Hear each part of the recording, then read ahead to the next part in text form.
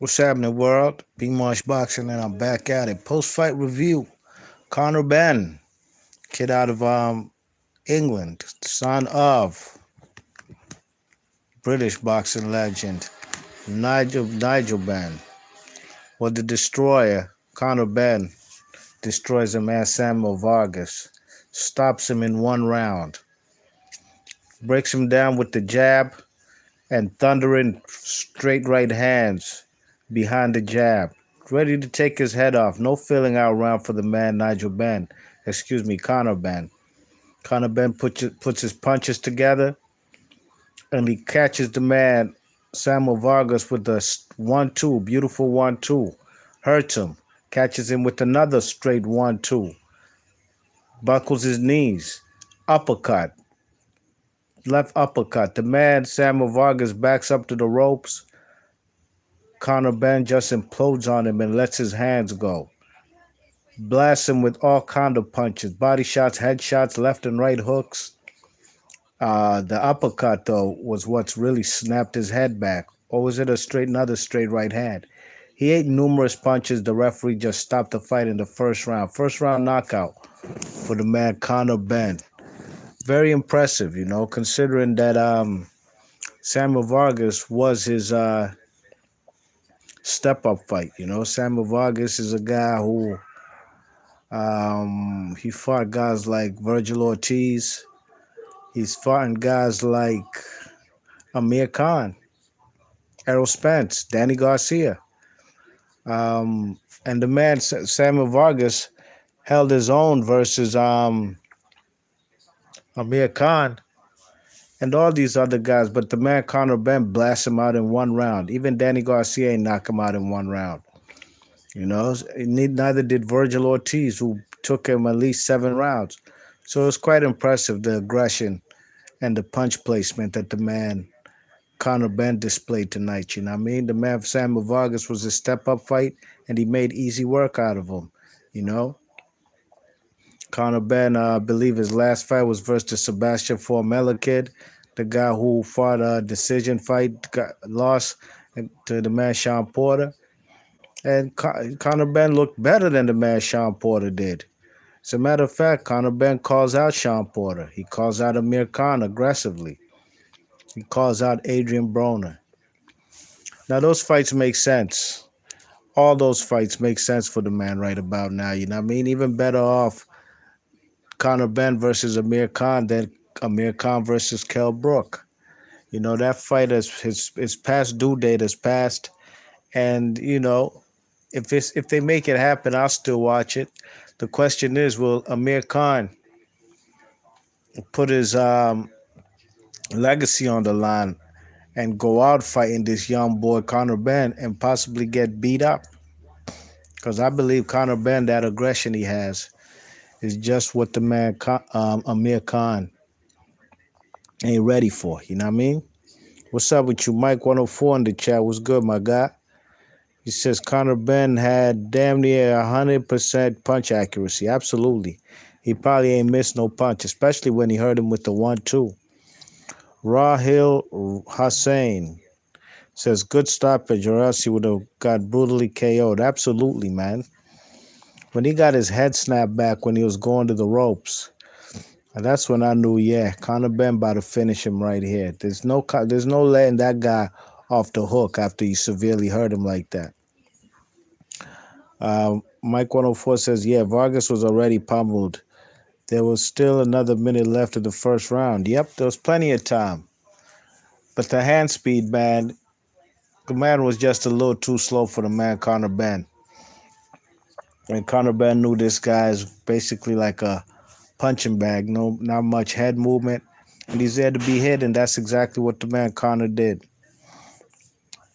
JD80's in the chat. He asks, who should Conor Benn fight next? I believe he should fight. They're trying to make him a star, and he can be a star considering his lineage. His father is, Nigel Benn. And as a matter of fact, the aggression and the finishing touches the man Conor Benn displayed tonight were reminiscent of the Dark Destroyer, Nigel Benn, his father. So I would like to see him fight You see some of these welterweights that fight in America right about now, those will be good fights for them, you know what I mean? Whether it's Adrian Broner, Sean Porter, but in England, Amir Khan fight would be a bonanza. It would be huge. You know what I mean? Especially if Amir Khan could make it a competitive fight, if he puts his pride on the line and says, I ain't going out behind no young boy, could make for an interesting fight. But that's almost like a fantasy fight right about now, because I highly doubt a man like Amir Khan would get in the ring with this guy unless they really pay him millions of dollars, millions of pounds, you know what I mean? I'm talking about more money than he made fighting guys like Crawford. Question is, where would they have the fight? If I was Amir Khan and I took that fight, let's have that fight in Dubai or Pakistan or somewhere. Somewhere where there's a big Muslim contingent and big Muslim population, and a place where they'll make money just off Amir Khan's name. And I believe that would be in his country of lineage, Pakistan, or Dubai, or Saudi Arabia. One of the three. Yes, indeed. Rohil Hussein says, Ortiz or Benn, who you got? Virgil Ortiz or Nigel Benn? Uh, I would probably go with the man Virgil Ortiz. He's beat better competition. Yes, he fought Samuel Vargas, took him 7 rounds.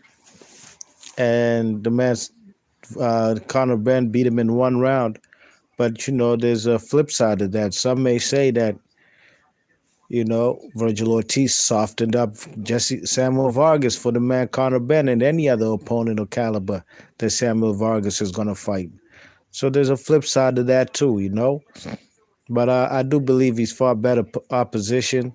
Got former world champions on his resume. So I would favor the man Virgil Ortiz. Conor Benn, 18-0, 12-0. 18-0 with 12 KOs, improves his undefeated record. Samuel Vargas, don't be surprised if he gets called back to England. Eddie Hearn be recycling these guys, you know what I mean? Just like they be recycling the man, what's that guy's name? Israel, not Israel Vasquez. The Vasquez guy, Miguel Vasquez.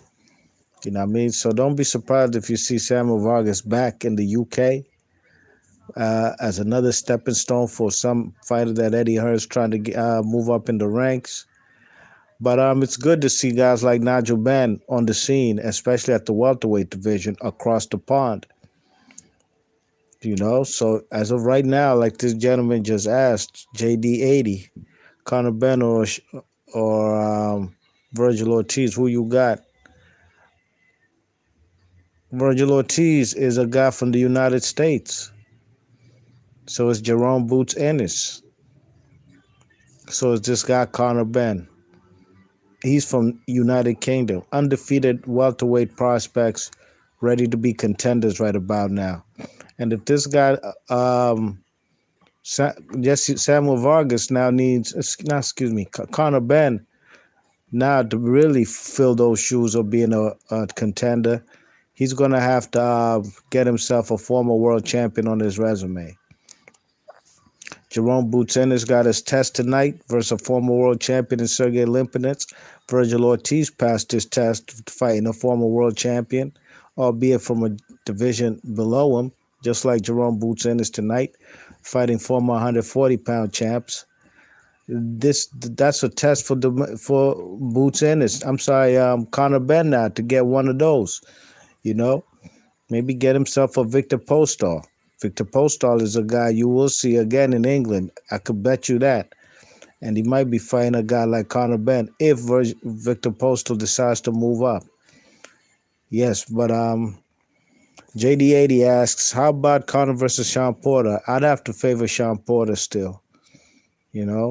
Conor Benn still has a lot to prove. He was talking a good game after the fight. Like he beat himself, a former world champion or a guy who had a name. But nah, he beat up a guy who's been a lot of guys' stepping stones. And it's good for him. It's best name on his resume. Um, some may say Formella, Sebastian Formella, but I'll give it more to Vargas because of the experience. JD Vasquez says, I'm sorry, JD80 says Vasquez beat O'Hara Davis and Lewis Mexican in UK. I agree with you 100%. And that's why they keep bringing him back. You know what I mean? Even for Josh Taylor. I thought he beat Ritson and O'Hara Davis as well.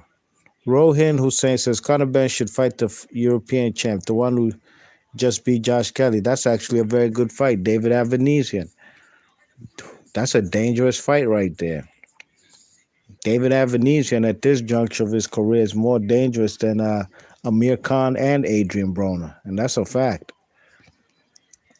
So that's a good fight, my guy. Big up to Rahil Hussein. Great suggestion. JD80 says Mickey Bay robbed Vasquez for the IBF World Champion. Yeah, I was at that fight live. JD80, I was there live at the MGM National.